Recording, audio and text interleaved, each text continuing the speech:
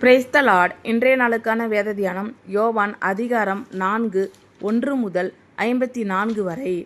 யோவானை பார்க்கிலும் இயேசு அநேகம் பேரை சீஷராக்கி ஞானசானம் கொடுக்கிறார் என்று பரிசேயர் கேள்விப்பட்டதாக கர்த்தர் அறிந்தபோது யூதேயாவை விட்டு மறுபடியும் கலிலேயாவுக்கு போனார். இயேசு தாமே ஞானசானம் கொடுக்கவில்லை, அவருடைய சீஷர்கள் கொடுத்தார்கள். அவர் சமாரியா நாட்டின் வழியாய் போக வேண்டியதாய் இருந்தபடியால் யாக்கோபு தன் குமாரனாகிய யோசேப்புக்கு கொடுத்த நிலத்துக்கு அருகே இருந்த சமாரியாவில் உள்ள சீகார் என்னப்பட்ட ஊருக்கு வந்தார். அங்கே யாக்கோபுடைய கிணறு இருந்தது. இயேசு பிரயாணத்தினால் இளைப்படைந்தவராய் அந்த கிணற்றின் அருகே உட்கார்ந்தார். அப்பொழுது ஏறக்குறைய 6ஆம் மணி வேளையாயிருந்தது. அவருடைய சீஷர்கள் போஜன பதார்த்தங்களை கொள்ளும்படி ஊருக்குள்ளே போயிருந்தார்கள். அப்பொழுது சமாரியா நாட்டாளாகிய ஒரு ஸ்திரீ தண்ணீர் மொள்ள வந்தாள். இயேசு அவளை நோக்கி, தாகத்துக்கு தா என்றார். யூதர்கள் சமாரியருடனே சம்பந்தம் கலவாதவர்கள் ஆனபடியால் சமாரியா ஸ்திரீ அவரை நோக்கி, நீர் யூதனாயிருக்க சமாரிய ஸ்திரீயாகிய என்னிடத்தில் தாகத்துக்கு தா என்று எப்படி கேட்கலாம் என்றாள். இயேசு அவளுக்கு பிரதி உத்தரமாக, நீ தேவனுடைய ஈவையும் தாகத்துக்கு தா என்று உன்னிடத்தில் கேட்கிறவர் இன்னார் என்பதையும் அறிந்திருந்தாய். ஆனால் நீயே அவரிடத்தில் கேட்டிருப்பாய், அவர் உனக்கு ஜீவ தண்ணீரை கொடுத்திருப்பார் என்றார். அதற்கு அந்த ஸ்திரீ, ஆண்டவரே, மொண்டு கொள்ள உம்மிடத்தில் பாத்திரம் இல்லையே, கிணறும் ஆழமாய் இருக்கிறதே, பின்னை எங்கே இருந்து உமக்கு ஜீவ தண்ணீர் உண்டாகும்? இந்த கிணற்றை எங்களுக்கு தந்த நம்முடைய பிதாவாகிய யாக்கோபை பார்க்கிலும் நீர் பெரியவரோ? அவரும் அவர் பிள்ளைகளும் அவர் மிருக ஜீவன்களும் இதிலே குடித்ததுண்டே என்றாள். இயேசு அவளுக்கு பிரதி உத்தரமாக, இந்த தண்ணீரை குடிக்கிறவனுக்கு மறுபடியும் தாகம் உண்டாகும். நான் கொடுக்கும் தண்ணீரை குடிக்கிறவனுக்கோ ஒரு காலும் தாகம் உண்டாகாது. நான் அவனுக்கு கொடுக்கும் தண்ணீர் அவனுக்குள்ளே நித்திய ஜீவகாலமாய் ஊறுகிற நீரூற்றாய் இருக்கும் என்றார்.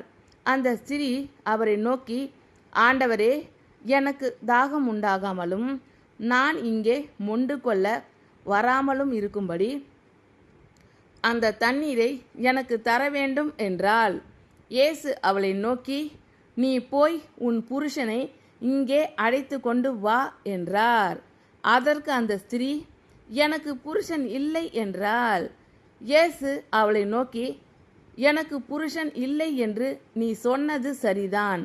எப்படியெனில் 5 புருஷர் உனக்கு இருந்தார்கள், இப்பொழுது உனக்கு கிடைக்கிறவன் உனக்கு புருஷன் அல்ல. இதை உள்ளபடி சொன்னாய் என்றார். அப்பொழுது அந்த ஸ்திரீ அவரை நோக்கி, ஆண்டவரே, நீர் தீர்க்கதரிசி என்று காண்கிறேன். எங்கள் பிதாக்கள் இந்த மலையிலே தொழுது கொண்டு வந்தார்கள், நீங்கள் எருசலேமில் இருக்கிற ஸ்தலத்திலே தொழுது கொள்ள வேண்டும் என்கிறீர்களே என்றாள். அதற்கு இயேசு, ஸ்திரீயே, நான் சொல்லுகிறதை நம்பு. நீங்கள் இந்த மலையிலும் எருசலேமிலும் மாத்திரமல்ல, எங்கும் பிதாவை தொழுது கொள்ளும் காலம் வருகிறது. நீங்கள் அறியாததை தொழுது கொள்கிறீர்கள், நாங்கள் அறிந்திருக்கிறதை தொழுது கொள்கிறோம். ஏனென்றால் ரட்சிப்பு யூதர்கள் வழியாய் வருகிறது. உண்மையாய் தொழுது கொள்ளுகிறவர்கள் பிதாவை ஆவியோடும் உண்மையோடும் தொழுது கொள்ளும் காலம் வரும், அது இப்பொழுதே வந்திருக்கிறது. தம்மை தொழுது கொள்ளுகிறவர்கள் இப்படிப்பட்டவர்களாய் இருக்கும்படி பிதாவானவர் விரும்புகிறார். தேவன் ஆவியாய் இருக்கிறார். அவரை தொழுது கொள்ளுகிறவர்கள் ஆவியோடும் உண்மையோடும் அவரை தொழுது கொள்ள வேண்டும் என்றார். அந்த ஸ்திரீ அவரை நோக்கி, கிறிஸ்து என்னப்படுகிற மேசியா வருகிறார் என்று அறிவேன். அவர் வரும்போது எல்லாவற்றையும் நமக்கு அறிவிப்பார் என்றாள். அதற்கு இயேசு, உன்னுடனே பேசுகிற நானே அவர் என்றார். அத்தருணத்தில் அவருடைய சீஷர்கள் வந்து அவர் ஸ்திரீயுடனே பேசுகிறதை பற்றி ஆச்சரியப்பட்டார்கள். ஆகிலும் என்ன தேடுகிறீர் என்றாவது, ஏன் அவளுடனே பேசுகிறீர் என்றாவது ஒருவனும் கேட்கவில்லை. அப்பொழுது அந்த ஸ்திரீ தன் குடத்தை வைத்துவிட்டு ஊருக்குள்ளே போய் ஜனங்களை நோக்கி, நான் செய்த எல்லாவற்றையும் ஒரு மனுஷன் எனக்கு சொன்னார். அவரை வந்து பாருங்கள், அவர் கிறிஸ்துதானோ என்றாள். அப்பொழுது அவர்கள் ஊரிலிருந்து புறப்பட்டு அவரிடத்தில் வந்தார்கள். இப்படி நடக்கையில் சீஷர்கள் அவரை நோக்கி, ரபி, போஜனம் பண்ணும் என்று வேண்டிக் கொண்டார்கள். அதற்கு அவர், நான் புசிப்பதற்கு நீங்கள் அறியாத ஒரு போஜனம் எனக்கு உண்டு என்றார். அப்பொழுது சீஷர்கள் ஒருவரை ஒருவர் பார்த்து, யாராவது அவருக்கு போஜனம் கொண்டு வந்திருப்பானோ என்றார்கள். இயேசு அவர்களை நோக்கி, நான் என்னை அனுப்பினவருடைய சித்தத்தின்படி செய்து அவருடைய கிரியையை முடிப்பதே என்னுடைய போஜனமாய் இருக்கிறது. அறுப்பு காலம் வருகிறதற்கு இன்னும் 4 மாதம் செல்லும் என்று நீங்கள் சொல்லுகிறதில்லையா? இதோ வயல் நிலங்கள் இப்பொழுதே அறுப்புக்கு விளைந்திருக்கிறது என்று உங்கள் கண்களை ஏறெடுத்து பாருங்கள் என்று நான் உங்களுக்கு சொல்லுகிறேன்.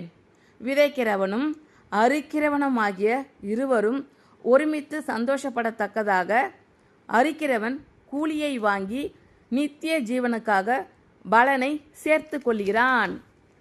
விதைக்கிறவன் ஒருவன், அறுக்கிறவன் ஒருவன் என்கிற மெய்யான வழக்க சொல் இதனாலே விளங்குகிறது.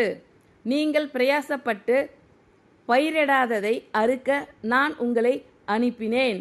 மற்றவர்கள் பிரயாசப்பட்டார்கள், அவர்களுடைய பிரயாசத்தின் பலனை நீங்கள் பெற்றீர்கள் என்றார்.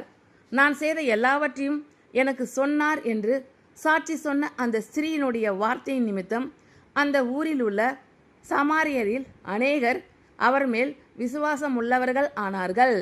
சமாரியர் அவரிடத்தில் வந்து தங்களிடத்தில் தங்க வேண்டுமென்று அவரை வேண்டிக் கொண்டார்கள். அவர் 2 நாள் அங்கே தங்கினார்.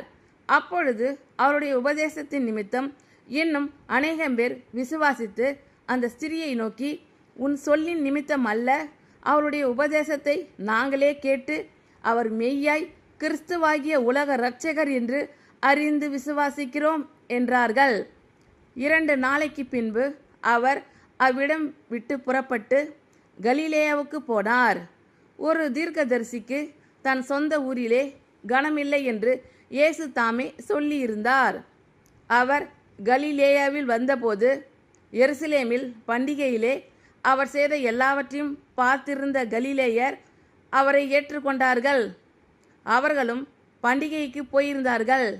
பின்பு இயேசு தாம் தண்ணீரை திராட்சரசமாக்கின கலிலேயாவில் உள்ள கானா ஊருக்கு மறுபடியும் வந்தார். அப்பொழுது கப்பர்நகுமிலே ராஜாவின் மனுஷரில் ஒருவனுடைய குமாரன் வியாதியாய் இருந்தான். இயேசு யூதேயாவில் இருந்து கலிலேயாவுக்கு வந்தார் என்று அந்த மனுஷன் கேள்விப்பட்டபோது அவரிடத்திற்கு போய் தன் மகன் மரண அவஸ்தையாய் இருந்தபடியினாலே அவனை குணமாக்கும்படிக்கு வரவேண்டும் என்று அவரை வேண்டிக் கொண்டான். அப்பொழுது இயேசு அவனை நோக்கி, நீங்கள் அடையாளங்களையும் அற்புதங்களையும் காணாவிட்டால் விசுவாசிக்க மாட்டீர்கள் என்றார். அதற்கு ராஜாவின் மனுஷன், ஆண்டவரே, என் பிள்ளை சாகிறதற்கு முன்னே வரவேண்டும் என்றான். இயேசு அவனை நோக்கி, நீ போகலாம், உன் குமாரன் பிழைத்திருக்கிறான் என்றார். அந்த மனுஷன் இயேசு சொன்ன வார்த்தையை நம்பி போனான். அவன் போகையில் அவனுடைய ஊழியக்காரர் அவனுக்கு எதிர்கொண்டு வந்து, உம்முடைய குமாரன் பிழைத்திருக்கிறான் என்று அறிவித்தார்கள். அப்பொழுது எந்த மணி நேரத்தில் அவனுக்கு குணம் உண்டாயிற்று என்று அவர்களிடத்தில் விசாரித்தான். அவர்கள், நேற்று 7ஆம் மணி நேரத்தில் ஜுரம் அவனை விட்டது என்றார்கள். உன் குமாரன் பிழைத்திருக்கிறான் என்று இயேசு தன்னுடனே சொன்ன மணி நேரம் அதுவே என்று தகப்பன் அறிந்து அவனும் அவன் வீட்டார் அனைவரும் விசுவாசித்தார்கள். இயேசு யூதேயாவிலிருந்து கலிலேயாவுக்கு திரும்பி வந்த பின்பு இது அவர் செய்த 2ஆம் அற்புதம். ஆமீன். Thank you Lord. கர்த்தர் உங்கள் அனைவரையும் ஆசீர்வதிப்பாராக. God bless you all.